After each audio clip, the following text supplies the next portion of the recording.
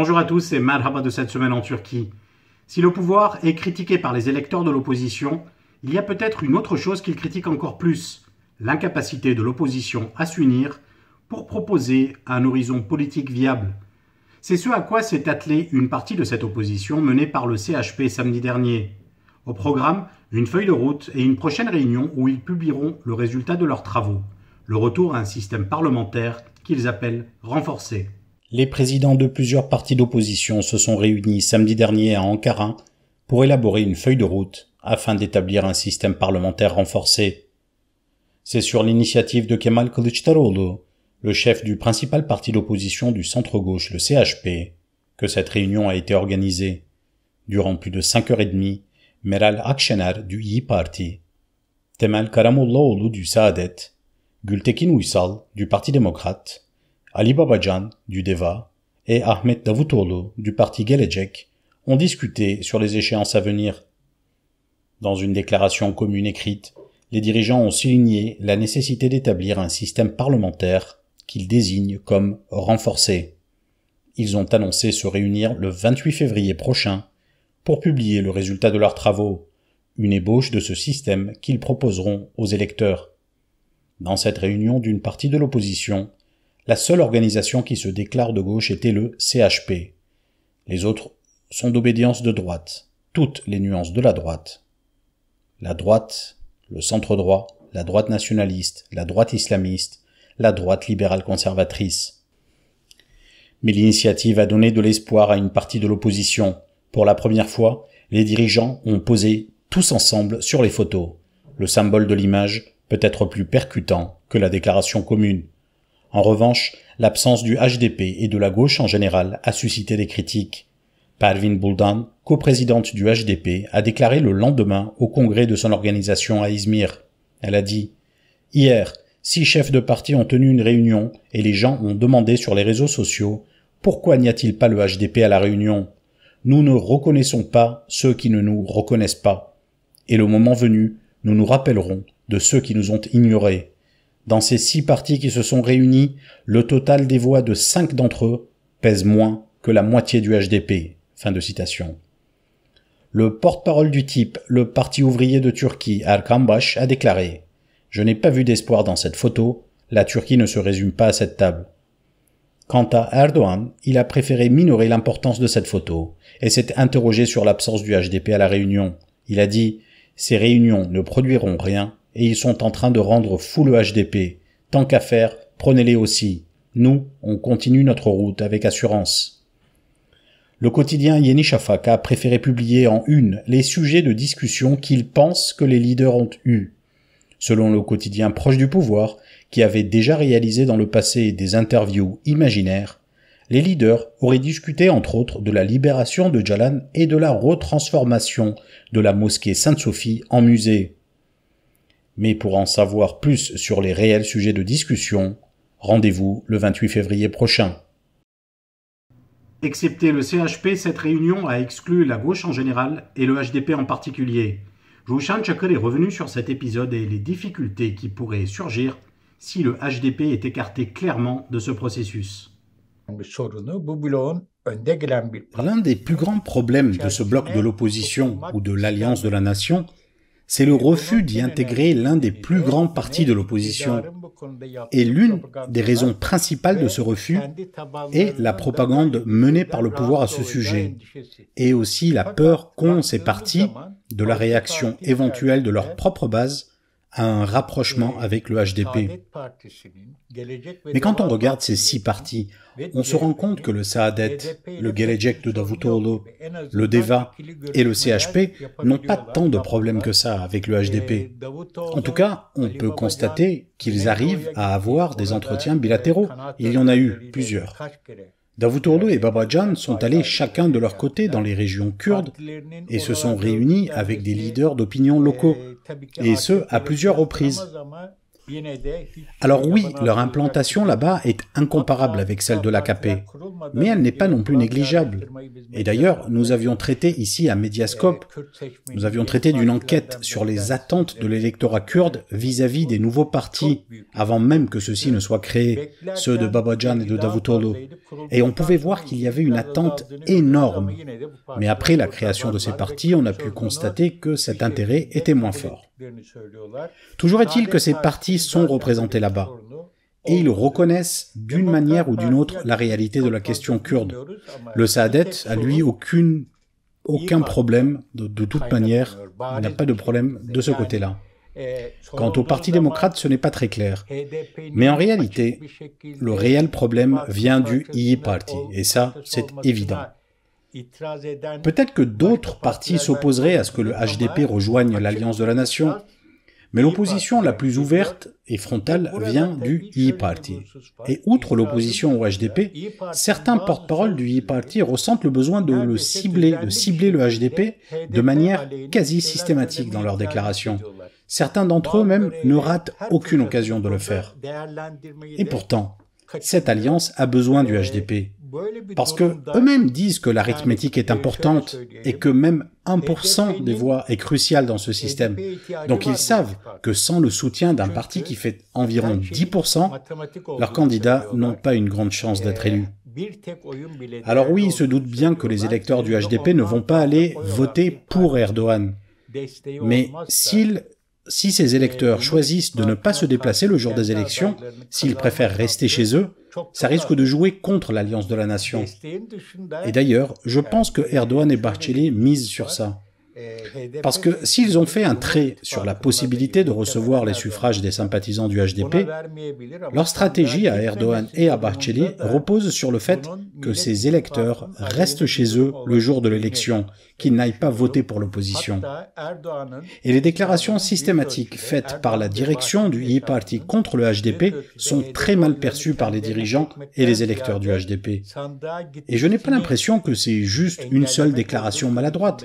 C'est quelque chose qu'ils font de manière systématique, consciente. Dans ce comportement, je ne sais pas exactement ce qu'ils visent. Je ne sais pas si Meral Akşener approuve ces déclarations. Mais en tout cas, je suis en mesure de dire que ces attaques systématiques, alors eux ils ne diront pas attaques mais critiques, tandis que la direction du HDP qualifiera ces propos d'attaques, je pense donc que ces attaques vont causer plusieurs difficultés graves et sérieuses dans l'avenir. Et c'est dans cette optique qu'on peut comprendre la volonté d'Erdogan de jouer la carte Öcalan, d'essayer de l'inclure dans l'équation. Lorsque cette photo a été prise, j'ai regardé les journaux pro-gouvernementaux pour voir ce qu'ils disent. Et ils ont eu plusieurs approches, plusieurs argumentaires. Le premier a été de dire « Alors oui, ils ne sont pas sur la photo, mais le partenaire secret de cette alliance, c'est le HDP. » D'ailleurs, certains ont ironisé en disant « Bien sûr, la personne qui a pris la photo, c'était Pervin Buldan, la coprésidente du HDP. » Donc ça, c'est un discours assez connu, ils le tiennent depuis plutôt longtemps. Mais lorsque le lendemain, Pervin Buldan a eu des mots très durs envers cette photo, lorsqu'elle a dit « Nous ne reconnaîtrons pas ceux qui ne nous reconnaissent pas », ils ont cette fois-ci sauté sur l'occasion pour dire « Le HDP a très mal vécu le fait d'être ignoré ». Et il y a même une troisième version, c'est celle de dire « En fait, le HDP est un partenaire secret et les déclarations de Pervin Buldan sont juste une manière de cacher ce partenariat. En fait, ce n'est que du cinéma. » Donc là, on voit que le camp du gouvernement est décidé de jouer à fond la carte du HDP pour diviser l'opposition, mais que le gouvernement non plus, ils ne savent pas exactement comment s'y prendre. C'est une situation assez bizarre. Le king de la pop turque, Tarkan, sera-t-il le prochain à être dans le viseur du pouvoir après ses annonces le mois dernier?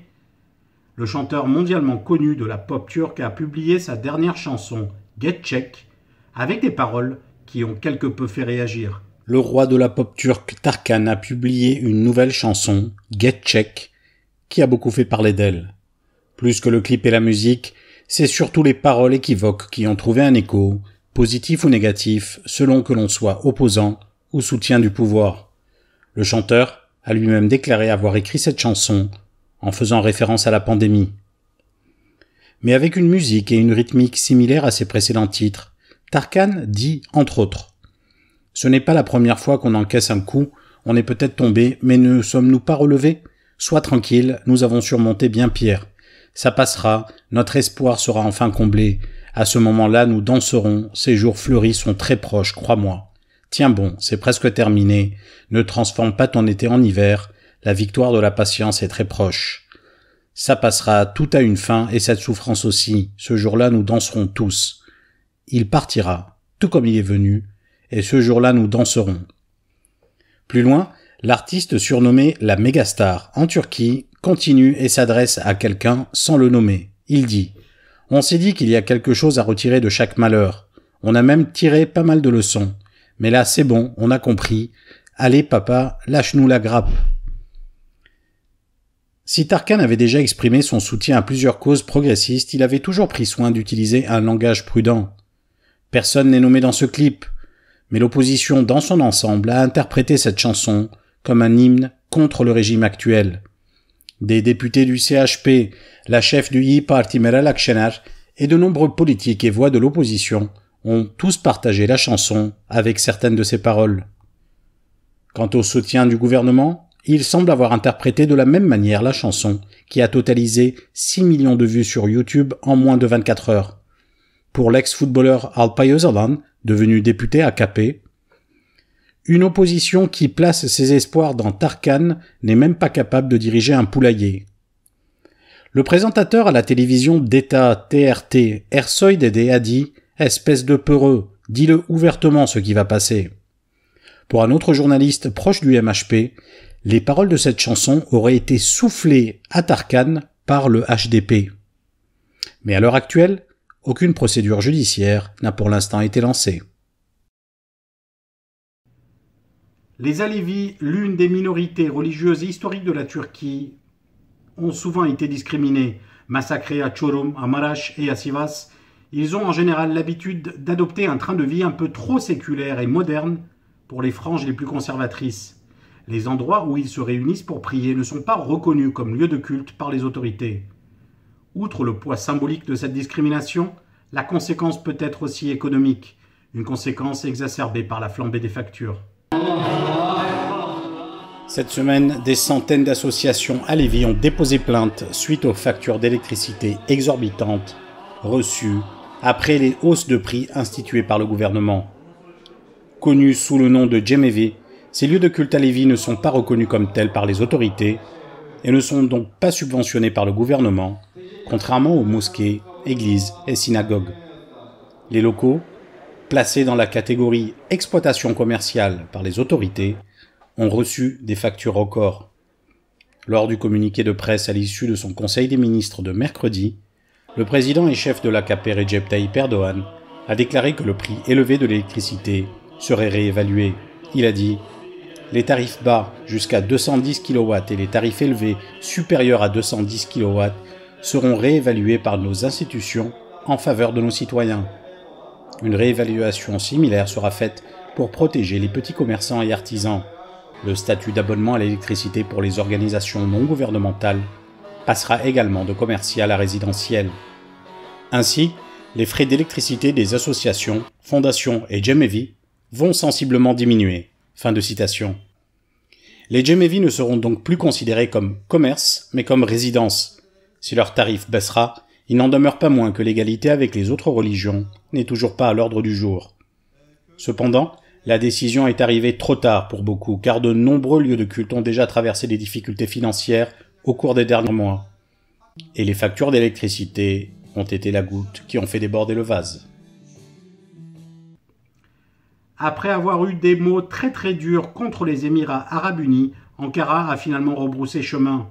Les accusations de soutien au coup d'État sont abandonnées au profit de promesses de coopération dans plusieurs domaines.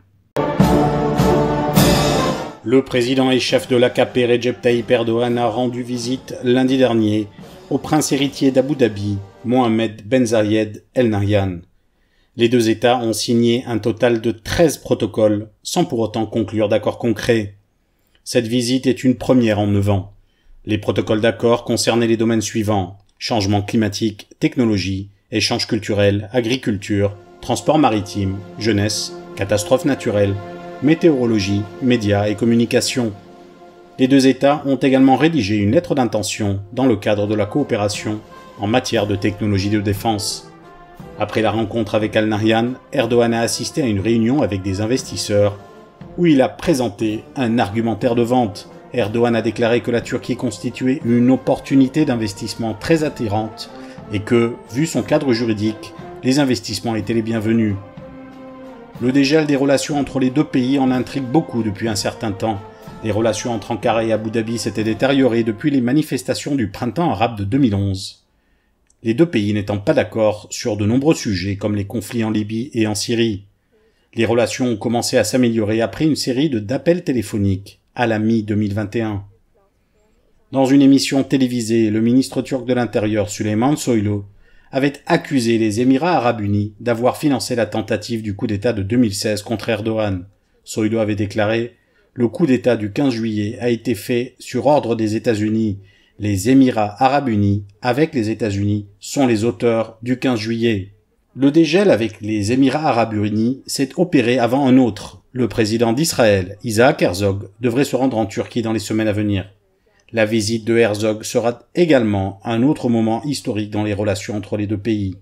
Israël et la Turquie étaient en désaccord politique depuis la fin des années 2000, après la condamnation par l'AKP de la guerre de Gaza en 2008 et d'une série de crises politiques qui ont suivi. Merci à tous de nous avoir suivis. À la semaine prochaine et n'oubliez pas de soutenir les médias indépendants.